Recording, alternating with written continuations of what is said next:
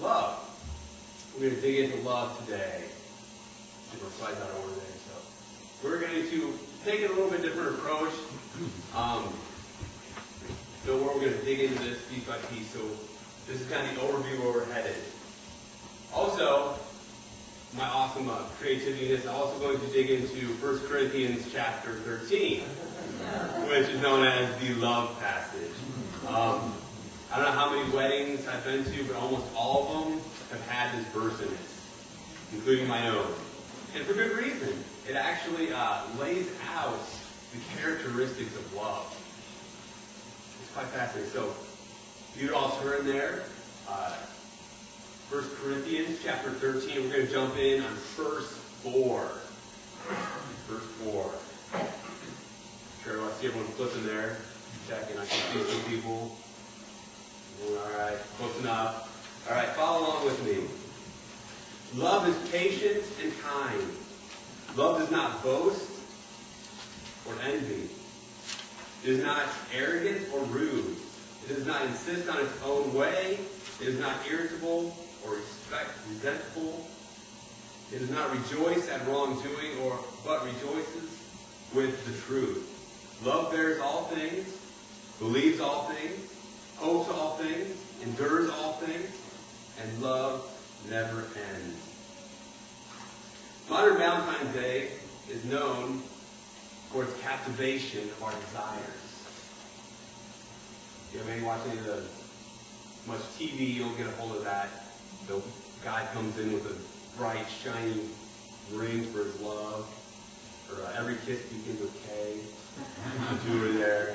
You know, captivating our desire for that one who is super special.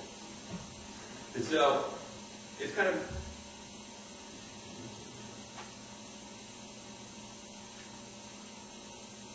We lost the slide. That's okay.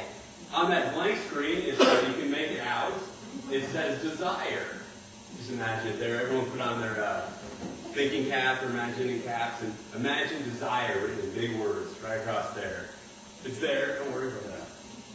A little faded. So that's all right. Technical problem. Much like the first saints named Valentine back in the day, who gave their life, their loved one, God, their faith. They gave their life for the faith. We also captivate, and remember that, we're giving our love, giving our Valentine to those we love. But a lot of us captivate by desire. We got to be careful here. Because desires can be good things, and they can be bad things. We have good desires, bad desires. They all rotate around what drives them. What drives our desires? What drives us? What drives in there? So today we're going to look at the idea of love through desire in two basic forms. First one is love as the desire to be for something. Love to be the desire for something. In support of. And then contrast that with desire to be against something. Enemy. Alright. We're going to roll on here. Now follow with me. I know it's a little bit of a stretch. I'm going to pull it all together though. We're going to start off talking about what I call enemyism. Enemyism. I don't think it's a real word. I Googled it, didn't come up. That's the new standard of what's real or not.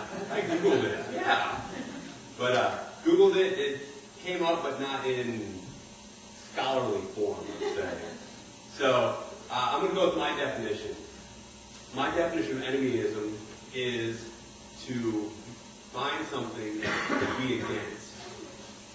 To create things to be against. Either people, things, the idea. We're going to look at some examples real quick, because it really comes naturally for us. I just thought about it earlier with a friend. We tend to make enemies naturally. We tend to bring up forces naturally, something inside of us. So the first one we're going to check out is sports. All right? More words missing. Use your imagination here. Sports. Winning or losing. What would you think by... How many sports can you think of where there is no score, and there's no winner or loser. Can anyone think of any sports that are like that? There one. I don't think so. I know probably half of you probably think, wow, that would be boring. Because the whole idea of sports is one side against another. Growing up in sports, they always said, play your hardest, do your hardest. But then it always went back to the win-loss record. And so it's kind of dual message there. But, when the game changed, if there wasn't a sport, you saw them still playing out there and still playing just as intense. Or did someone have to lose, someone have to win? Has to be someone to be overcome. Next one real quick is the weather. This one's a little more coy than this one here. We just came through that storm. I don't know if you pay attention on the newscast, but it wasn't only a high pressure and low pressure moving through the area. It was Mother Nature bringing her fury against us. I mean, listen to the newscaster do it. The weather, Mother Nature, we personified just hot and cold meeting into this Mother Nature who's bringing her destruction upon us, her chaos.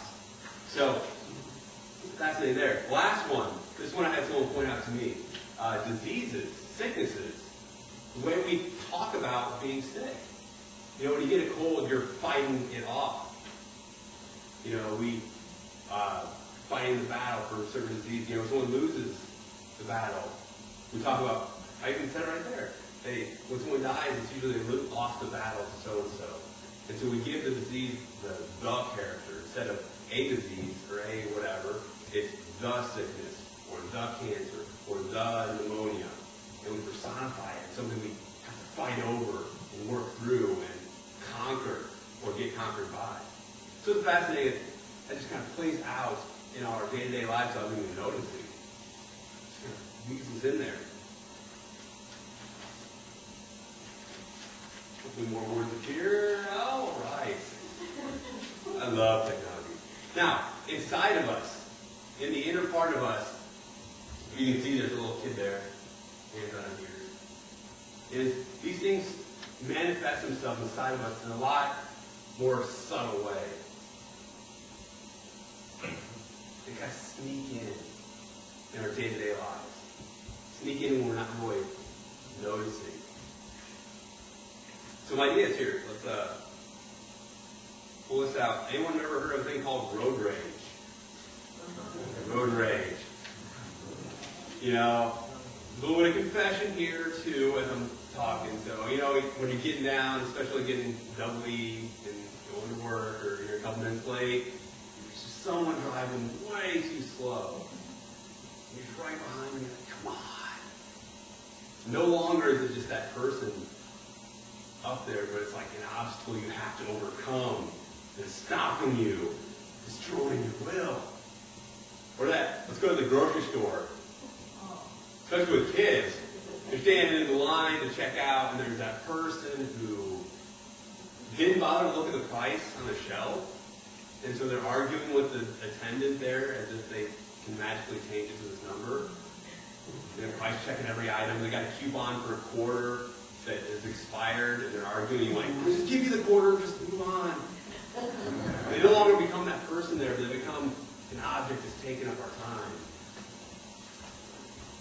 Oh, I don't know if you do this one. What about the D word? Democrats. I've met some interesting people who are die-hard Republican. My dad is a huge Bill Ryan fan. And so, different ways Democrats are approached. Some people. I'm not saying everyone, I'm not labeling everybody here. But how many people know the actual beliefs of actual Democrats? Or why they believe a certain way? How many people take the time to dig in to why they believe the way they believe, or what caused them to take a stand in certain situations? And vice versa. If you're a Democrat, what about Republicans? Have you ever taken time to dig into the Republican Party and see why the Republicans vote the way they do? But really, you guys have been watching the last election. It wasn't, let's talk about this person and what they believe putting in the office is, so-and-so did this and we don't want them in office, or so-and-so. All we heard about is the us versus them. We've got to take back. And we've got to overcome the other side to hold office. It becomes more of a war instead of a, who are these people we're putting in? So the point to come back to, I got back a little bit, is how much do we really know about the other side before we come at them? It goes back to the subtleness of this enemyism, how we make people objects and stuff that we fight against, fight over, instead of near and dear creations of God. Let's roll on. See if technology can come through this time. All right. We're moving on to love now. All right. Love. I'm putting this as a desire to be for something. For your side, rooting for it, being for something, someone. So that's my definition of love. Let's roll with it. Jesus Christ gave us some interesting instructions about interacting with other people. People are not to be objects or obstacles, but are individuals and unique creations of God.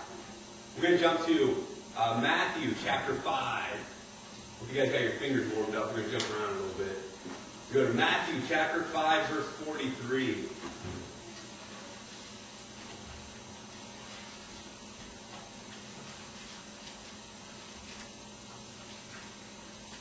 In this verse here, Matthew 5, chapter 43.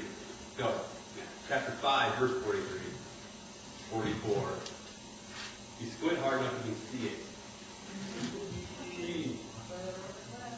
Excellent. We're here for to encourage good habits of classes and also to bring your own Bible. It's good representation to bring your own Bible to church. We're here to study it, we're to grow from it, so it's good to have your own in hand. If you want a Bible, you don't have one, come see me. I've got a couple great ones downstairs I'd love to give you if you don't have one. So, and they're large print too. So if you don't have a Bible or you want one with large print, stop me after service and I will go down and get it for you.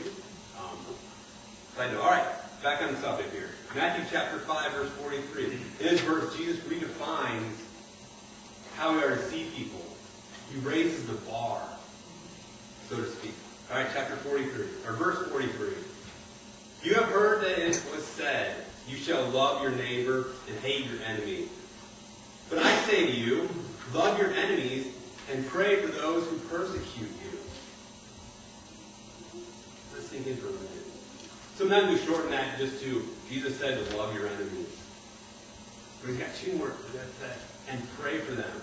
We don't want to miss that point. I mean, if you think of prayer, let's get prayer real quick in our mind. First, loving is one thing. But praying is setting aside time out of our lives to pray for those people who are persecuting us, against us, causing us trouble and pain, to set aside time to ask God to take care of them and be with them.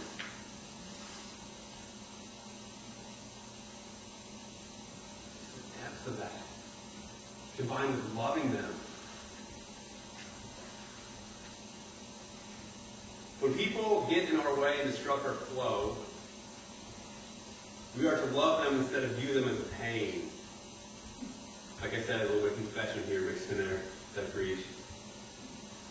So, is love really that important? Is this one of those things we can just kind of slide under the surface, put off to the side? Love those who are easy to love. And then, the other ones, you could slap them a high five on the way by or something, but is it really that important?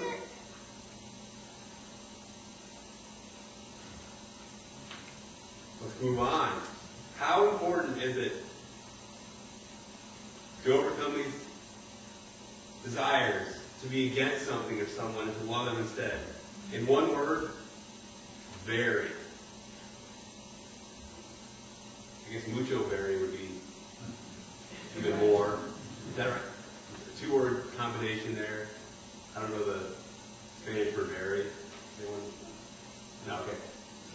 But I know mucho, so it's very important. What happened earlier is we jumped into 1 Corinthians chapter 13, verse 4. We skipped over 4 verses.